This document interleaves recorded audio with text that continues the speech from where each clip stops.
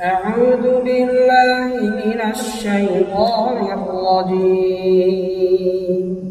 بسم الله الرحمن الرحيم. ثم أورثنا الكتاب الذين اصطفينا من عبادنا فمنهم ظالم لنفسه ومنهم مقتصد ومنهم سابق بالخيرات بإذن الله ذلك هو الفضل الكبير. جنات عدن يدخلونها يحلون فيها من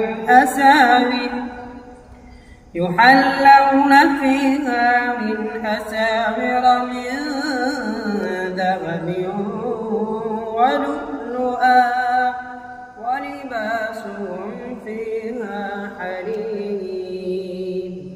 وقالوا الحمد لله الذي